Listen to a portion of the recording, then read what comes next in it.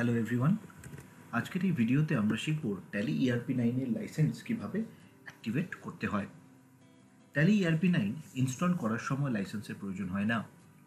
আপনি ইনস্টলারটা ডাউনলোড করে application licence ছাড়াই ইনস্টল করতে পারবেন, কিন্তু ব্যবহারের ক্ষেত্রে তা সীমিত থাকবে।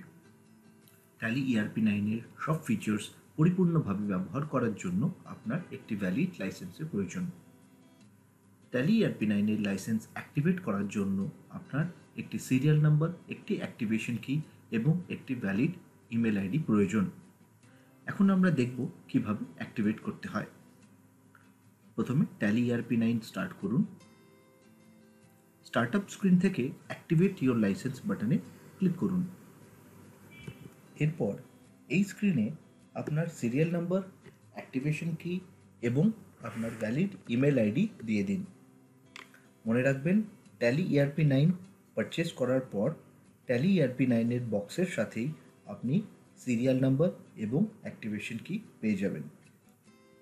কাইন্ডলি মনে রাখবেন, যেই ইমেল আইডিটা দিয়ে আপনি এখানে রেজিস্টার করছেন সেই ইমেল আইডিটাই আপনার লাইসেন্সের সাথে কানেক্টেড থাকবে এবং লাইসেন্সের যাবতীয় অ্যাক্টিভিটি এই ইমেল আইডিটা দিয়েই নিয়ন্ত্রণ হবে এবং ট্যালি সলিউশনস প্রাইভেট লিমিটেডও ট্যালি রিলেটেড যাবতীয় ইনফরমেশন আপনাকে এই ইমেল আইডিতেই মেল করে পাঠাবে।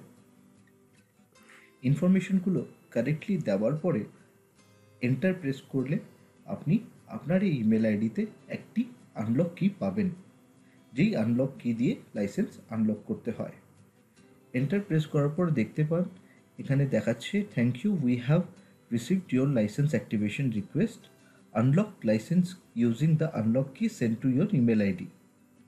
ইমেল আইডি চেক করেন, ইমেলে আপনার এই আনলক কিটা পাঠিয়ে দেওয়া হয়েছে।